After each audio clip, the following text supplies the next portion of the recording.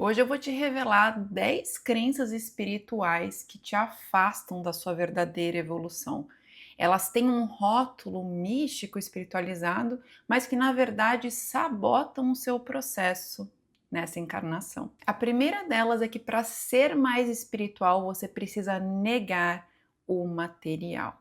Ou seja, você precisa anular a matéria para então ter uma vida espiritualizada, que ganhar dinheiro é errado, que ter bens materiais vai te levar para o inferno. Isso vem de muitas distorções, mas principalmente de uma mensagem da Bíblia que diz que o amor pelo dinheiro é a raiz de todo mal. Só que as pessoas interpretam que o dinheiro é a raiz de todo mal. E existe um abismo que diferenciam essas visões de mundo. Quando você ama o dinheiro e tem ele como mestre da sua vida, inclusive eu tenho um vídeo aqui no canal que eu falo sobre isso, como isso tira você da sua jornada espiritual, você tem realmente um problema. Porque você não tem Deus, você não tem Cristo, você não tem um ser que realmente seja a consciência pura, vamos dizer assim, te guiando como a sua perspectiva de vida. Você está voltado para aquilo que é mundano, para aquilo que é superficial. Agora, você conquistar coisas na matéria, você usar o dinheiro, você ter ele como um meio para ter uma vida mais segura, mais confortável, inclusive investir nos seus estudos, no seu desenvolvimento, ajudar as pessoas, ajudar causas que você tem conexão, que você se importa. Tudo isso é uma forma de você usar o dinheiro da forma correta. Agora, o dinheiro vai fazer mais aquilo do que você já é. A matéria em si, ela não tem o poder de corromper a sua alma, a sua ética, a sua moral. Mas se você é uma pessoa ruim e tem acesso a mais dinheiro, a mais recursos, você vai simplesmente mostrar mais aquilo que você já é. Então, essa é uma crença que você precisa observar, porque muitas pessoas deixam de prosperar, deixam de ter uma vida que realmente faça sentido na matéria mesmo, né? Que elas possam usar os recursos para sua evolução para simplesmente se sentirem mais espiritualizadas. A segunda crença é: quanto mais eu sofro, mais eu evoluo. A gente tem isso, essa crença inconsciente, muito voltada às práticas espirituais, à própria história do cristianismo, o simbolismo de Cristo, do seu sacrifício pela humanidade. Mas quando a gente não tem uma visão mais profunda, mais metafísica do simbolismo de tudo, a gente acaba ficando numa superfície. Então a gente acha que precisa sofrer para evoluir, sendo que o sofrimento ele só existe no apego, na resistência. Você vai sim passar por coisas desafiadoras, como deixar o seu ego morrer. Isso é difícil, isso não é fácil. Deixar os seus desejos mundanos para trás também é desafiador. Agora, sofrimento é outra coisa. Você sofre quando você não quer que aquilo aconteça, você não aceita algo que está fora do seu controle. Então, muitas vezes é importante a gente olhar que sacrifício é um sagrado ofício, ou seja, é um trabalho sagrado, não é um sofrimento. A mesma coisa você gerar uma vida, né? Uma mãe ter que cuidar ali do bebê na madrugada. Aquilo é um sacrifício, ela está sacrificando o próprio sono para alimentar o bebê. Agora, ter sofrimento envolvido vai depender de outros fatores. Então, você não precisa ter uma vida sofrida e muitas vezes as pessoas se colocam numa vida miserável, voltando à primeira crença de pobreza para então entrar no reino dos céus, para então ter acesso a Deus. É porque é muito fácil a gente confundir os prazeres mundanos. Então vou só buscar prazer. Não, isso significa que você está seguindo a carne e não o espírito. Mas seguir o espírito, viver os desafios de uma vida espiritual, não significa sofrimento, se você tiver consciência e entrega no processo. Já a terceira crença é que depois do despertar eu preciso ser sempre positivo. Agora que você entende sobre manifestação, sobre lei da atração, sobre o poder da sua energia, você acredita que precisa estar o tempo todo positivo, feliz, sorrindo, concordando com tudo, vibrando alto. E isso é uma distorção, uma disfunção, porque os movimentos, aquilo que é manifestado, tem seus altos e baixos. Assim como a respiração tem inspiração e a expiração, assim como os batimentos do seu coração, o fluxo de sangue, a vida tem os seus ciclos. E com as emoções é a mesma coisa. O problema é você se identificar com a emoção. Então é você sentir uma raiva e ao invés de aceitar, processar, validar aquela emoção e trabalhar com ela para você melhorar, você se torna ela, você se torna um ser reativo àquela raiva e você sai de cena. Você sai do seu eu consciente. Isso sim é um problema. Mas você também estar positivo o tempo todo e não estar consciente da realidade, você pode entrar numa positividade tóxica, onde em momentos que você precisa sentir coisas ruins, como dor, como tristeza, você se nega, você se afasta, e isso vai prejudicar a sua evolução. Então, não, você não precisa ser positivo o tempo todo. Quanto mais espiritualizado, quanto mais grato você for, você vai ter mais consciência do privilégio que é estar vivo. Mas isso não significa estar feliz, sorrindo o tempo todo. Porque se você ri de tudo, eu já dizia aquela música, né? Quem ri de tudo, isso é desespero, não é consciência. A consciência ela é serena, ela sabe reagir e lidar com as emoções, deixar que elas passem através de nós nos momentos bons e nos ruins também. A quarta crença é que para você ser espiritual, você precisa participar de uma religião, ou seja, de algum grupo, você precisa participar de algum guarda-chuva de dogmas e crenças. Gente, tem uma libélula voando aqui na janela, super simbólico. A libélula na minha vida, enfim, quando eu falo de espiritualidade, ela ficou dançando aqui. Mas vamos voltar, né? Uma confirmação da vida. A gente vem muitas vezes de um histórico familiar e cultural relacionado à religião. E talvez você nunca tenha aprendido a ser espiritualizado sem a religião. Então você acha que a espiritualidade é uma coisa à parte da sua vida. Então tem a sua vida pessoal, amorosa, financeira, profissional e tem a espiritualidade que você pratica aos domingos, que você pratica no culto, que você pratica no centro espírita, que você pratica com um grupo de oração, com um grupo de meditação. Não. A espiritualidade, ela está na vida, em tudo que você faz, em todas as suas ações, em todas as suas interações. Essa é a verdadeira espiritualidade. E tá tudo bem você ter uma religião, não é errado você ter uma religião que você se identifique com crenças, com coisas que você acredita. Agora, se essa religião não ultrapassa a barreira das paredes, não transborda na sua conduta, na sua transformação pessoal, se você é alguém dentro da igreja, dentro do centro, dentro de qualquer lugar que seja, mas em casa, no secreto, você é um outro ser humano, aí sinto lhe dizer. Mas essa crença está destruindo a sua evolução espiritual. A quinta crença é de que você precisa de isolamento social para evoluir espiritualmente. É natural que com seu despertar de consciência, com a sua visão mais lúcida da vida, você se desconecte de algumas pessoas, de algumas relações e queira ter momentos de solitude. Até porque o silêncio e a solitude são fundamentais não só na jornada de autoconhecimento, mas para você realmente enxergar Deus. Só que esse isolamento forçado, em que você vai para o meio das montanhas, não interage com mais ninguém e agora você se considera evoluído, é uma grande armadilha, porque são as pessoas os maiores espelhos da nossa evolução. É no almoço de família que você consegue realmente medir o seu grau de empatia, de compaixão, de paciência. É falando com aquela pessoa que tem pensamentos diferentes do seu, que você discorda, que você vai conseguir ver o seu nível de tolerância. Sem interação social, não há evolução humana.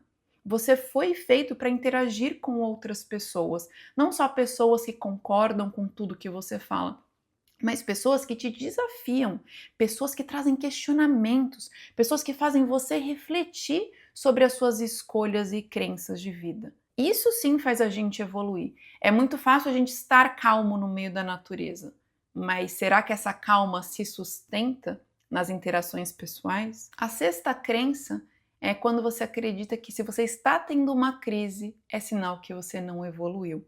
Eu vejo muitas pessoas relatando, falando, Gabi, estou passando por outro desafio, pelo mesmo desafio de vida. É sinal que eu não despertei de verdade, é sinal que a minha vida espiritual não está melhorando.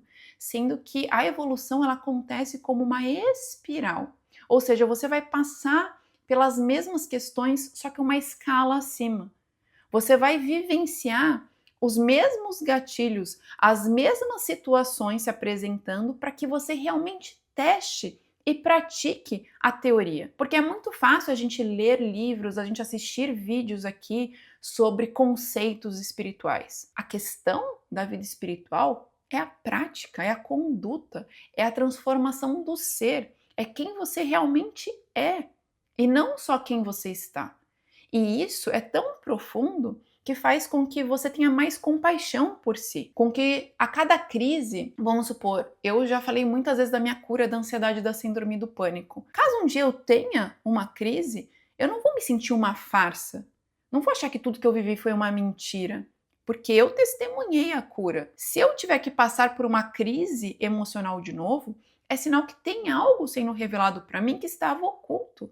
Então eu vou me acolher, eu vou ter compaixão por mim pelo processo e não me criticar e não falar que eu sou uma farsa espiritual ou que eu sou uma incoerência porque você medita e você fica estressado. Isso não faz o menor sentido. Inclusive as pessoas que fazem isso são pessoas completamente inconscientes. Quando vê você passando por um desafio, fala: "Nossa, mas não era você o espiritualizado que praticava yoga, que meditava, que não sei o quê e agora está passando por problema?" Isso desumaniza a gente. Você precisa validar aquilo que você está vivendo, aquilo que você está sentindo. Nós somos muito complexos. E isso não tira a sua evolução espiritual. Jesus sofreu nos seus últimos momentos. Passou pela angústia humana de ser traído, de ser ignorado, de ser colocado como uma farsa, de ser diminuído. E não significa, então Jesus não cumpriu a missão dele. Pelo contrário, foram justamente as últimas provas dele que fizeram ele honrar quem ele realmente era. E o mesmo é para a sua vida. A sétima crença é: agora que eu me salvei, preciso salvar os outros. A síndrome do Salvador. Quando nós queremos salvar todo mundo ao nosso redor, onde a gente quer ajudar e resolver o problema, os traumas, as dores, as crises, a gente quer que todo mundo siga o mesmo caminho espiritual que a gente viveu. E isso é inconsciência. Nesse lugar você se coloca acima das outras pessoas, você se acha ou evoluído, ou desperto, ou iluminado, e agora você precisa salvar todo mundo. Pessoas que nem pediram a sua ajuda, pessoas que nem querem ser salvas, pessoas que não querem sair do lugar. A gente precisa respeitar o livre-arbítrio do outro, as limitações do outro, assim como a gente gosta que as nossas limitações sejam respeitadas, que o nosso tempo de despertar seja natural. Agora, é como se você chegasse num jardim cheio de botões que em alguma primavera vão florescer e você fosse tentando abrir essas flores. Elas não vão florescer, elas vão morrer desse jeito.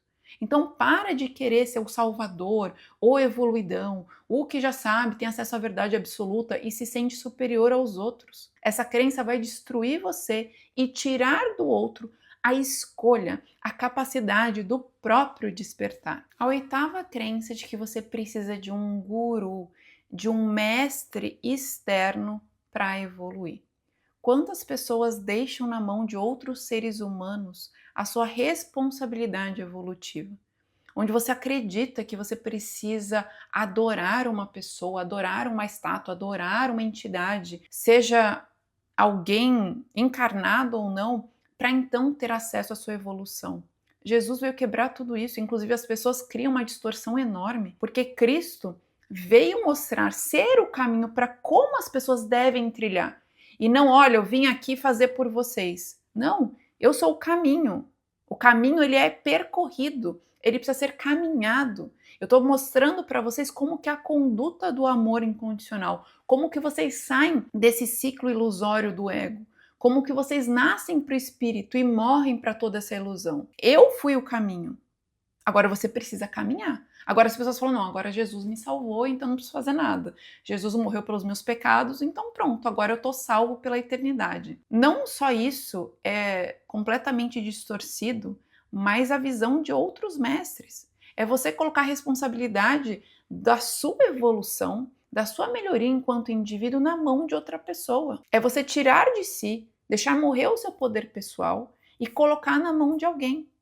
É por isso que a gente vê tantos líderes espirituais manipulando e abusando de pessoas. Porque essas pessoas elas perdem completamente o senso crítico, depositam a maior vulnerabilidade da vida delas, que é a vida espiritual, a fé, na mão de alguém. E quando algo acontece, quando um líder desses decepciona, o mundo desaba. A pessoa não acredita em mais nada.